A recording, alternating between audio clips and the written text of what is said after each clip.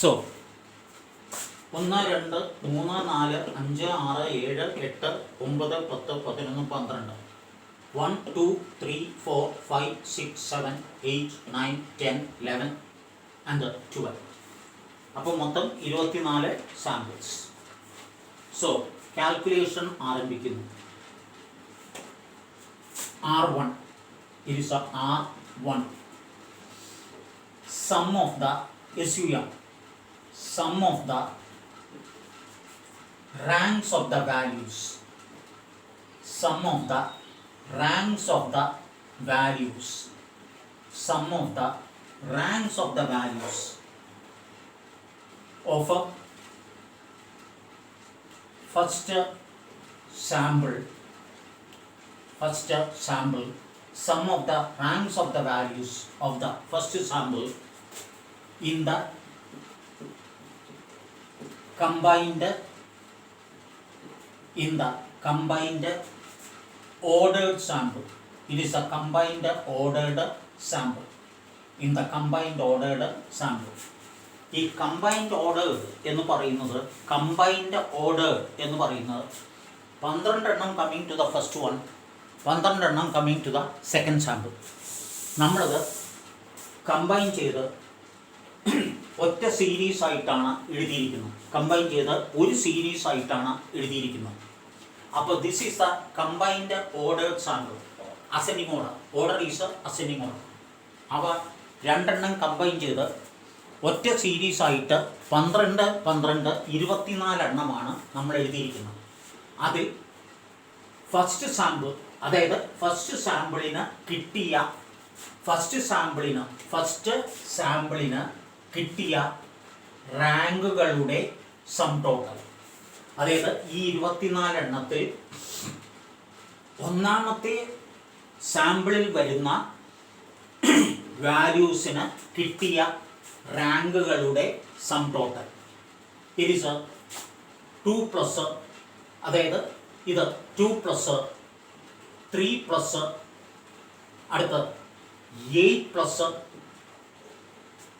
9 plus, കണ്ടില്ലേ, 9 plus അടുത്തത് 11.5 plus, അതായത് 11.5 പ്ലസ് 13 പ്ലസ് 14.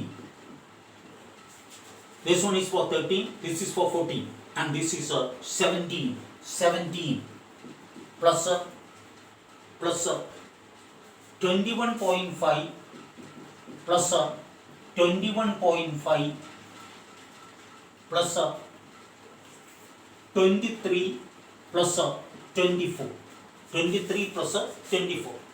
അതായത് കമ്പൈൻ ചെയ്ത 24 എണ്ണത്തിൽ ഫസ്റ്റ് സീരീസിലുള്ള ഫിഗേഴ്സിന് കിട്ടിയ റാങ്കുകളുടെ total 2 plus 3 plus 8 plus 9 plus 11.5 plus 13 plus 14 plus 17 plus 21.5 plus 21.5 plus 23 plus 24. It is 167.5. It is 167.5. 167.5. ഇനി test statistic mu minus u divided by standard error. Mu minus u divided by standard error. This is already written for you. Mu minus u divided by standard error. N1 12, N2 also is 12. Number of values in the first sample is 12. Number of values in the second sample also is 12. അവ same അല്ലെങ്കിൽ ഇത് workout ചെയ്യാനായിട്ട് സാധിക്കില്ല. ഒരെണ്ണം 11 എണ്ണവും ഒരെണ്ണം 12 ആണെങ്കിൽ ഇത് വർക്കൗട്ട് ചെയ്യാനായിട്ട് സാധിക്കില്ല. അടുത്ത mu is equal to n1 into n2 divided by 2. Formula എഴുതിയാണല്ലോ, n1 into n2 divided by 2. അപ്പോൾ 12 into 12 divided by 2. 144 divided by 2 is 72. is 72. അപ്പോൾ മ്യൂ എന്ന് പറയുന്നത് n1 into n2 divide by 2, 12 into 12 divide by 2 is 144 by 2 is equal to 72. ഇനി u is equal to n1 into n2 plus n1 into n1 plus 1 divide by 2. അപ്പോൾ n1 into n2 n1 into n2 n1 into n2 n1 into n2 plus n1 into n1 plus 1 divide by 2 minus r1 is equal to 12 into 12 plus 12 into 12 plus 1 divide by 2 minus r1 is 167.5. r1 is 167.5 is equal to 144 plus 12 into 13 by 2 minus 167.5 minus 167.5 is equal to 144 plus 78 minus 167.5. 2 12 6 തവണ 6 into 13 78 minus 167.5 is equal to 54.5. So mu is 72, U is 54.5 and standard error root of n1 into n2 into n1 plus n2 plus 1 divided by 12. Check the formula again. n1 into n2 into n1 plus n2 plus 1 divided by 12. അപ്പോൾ 12 into 12 into 12 plus 12 plus 1 12 plus 12 plus 1 divided by 12 is equal to root of 144 into 25 divided by 12. 144 into 25 divided by 144 into 25 divided by 12. Calculation work out ചെയ്യണം. That is 12 into 25. 12 into 25 root of 300. It is root of 300 is equal to ഇത് 12 തവണ 12 into 25. അപ്പോൾ root of 300. That is 17.32. It is 17.32. പറഞ്ഞ മനസ്സിലായി. 12 144 it will go 12 times. 12 into 25 is 300. 300 divided by 12. Sorry, it is 12 into 25, 300. Upper root of 300 is 17.32. In test statistic, it is a test statistic is mu minus u divided by SC. Mu minus u divided by SC. Mu minus u divided by SC. 72 mu is 72 minus u is 54.5 divided by standard error is 17.32 is 1.01. work out ചെയ്യണം. 1.01. it is 1.01. It is 1.01. It is 1.01. 1.01. Degree of freedom is infinity. Degree of freedom is infinity, and Level of significance, you can take it as 0.05. Table value is 1.96. Table value is 1.96. Table value is 1.96. So under that you write, since the calculated value is lesser than the table value, since the calculated value is lesser than the table value, since the calculated value is lesser than the table value, since the calculated value is lesser than the table value, accepting HO,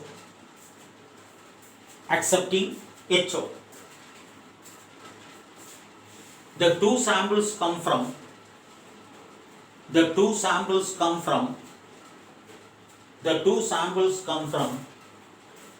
population with the same mean. The two samples come from population with the same mean. The two samples come from population with the same mean. The two samples come from population with the same mean. That is, population are identical. Population are identical. That is, population are identical. That is, population are identical. Population are identical. സ്വല്പം notes പഠിക്കാനുള്ളത് mark ചെയ്ത് തന്നേക്കാം. Page U1 ആണ്. Page is U1. Page is U1. അതിൽ non parametric ടെസ്റ്റാണ്. It is A non parametric ടെസ്റ്റാണ്. It is non-parametric test. U1.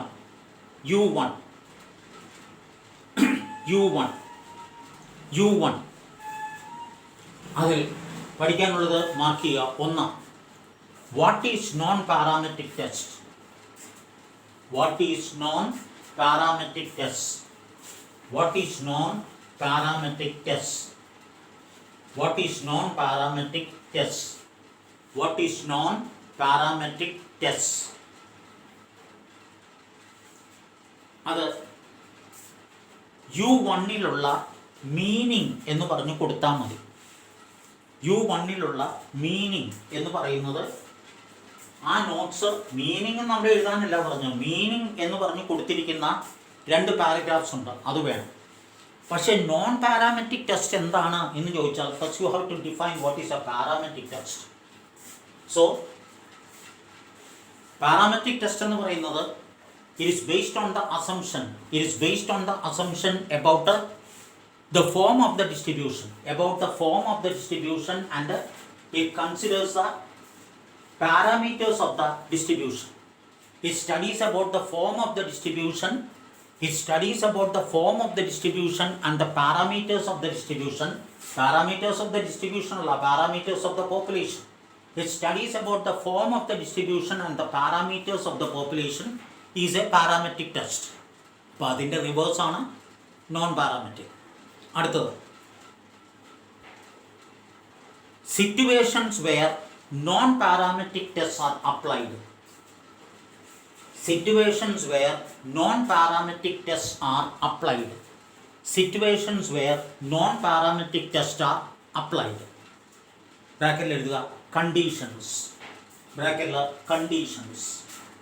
Parametric ടെസ്റ്റുകൾ apply ചെയ്യണമെങ്കിൽ 3 കണ്ടീഷൻസ് ആണ്. U1 എന്ന് പറയുന്ന പേജിൽ 3 അസംഷൻസ്. Same page, assumption. അടുത്തത് നെക്സ്റ്റ് പേജിൽ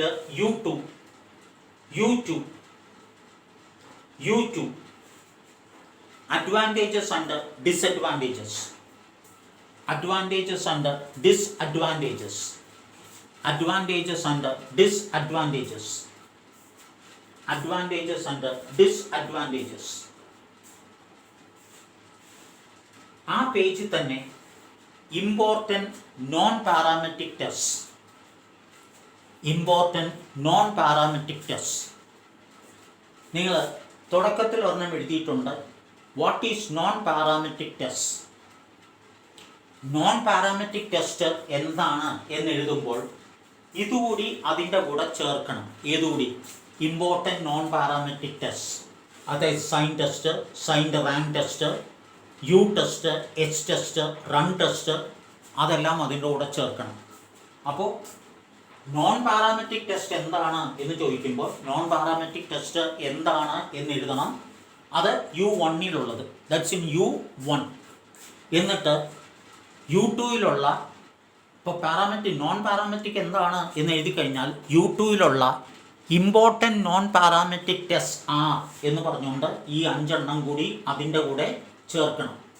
അപ്പോൾ നോൺ പാരാമെട്രിക് ടെസ്റ്റ് എന്താണ് എന്ന് ചോദിച്ചാൽ first you have to write about what is parametric test. അതിൻ്റെ എക്സാമ്പിൾസ് എന്ന് പറയുന്ന T, അതുപോലെ തന്നെ F, അതെല്ലാമാണ് വാട്ട് യു കോൾ പാരാമെട്രിക് ടെസ്റ്റുകൾ. എന്നിട്ട് നോൺ പാരാമെട്രിക് ടെസ്റ്റിൽ the most important one is chi square. അപ്പോൾ നോൺ പാരാമെട്രിക് ടെസ്റ്റ് എന്താണ് എന്നുള്ളത് എഴുതിയിട്ട് അതിനോടൊപ്പം തന്നെ some of the non parametric test are എന്ന് പറഞ്ഞുകൊണ്ട് ഇവയുടെ എല്ലാം പേര് ചേർക്കണം. ബാക്കിയുള്ളത് it is the next class.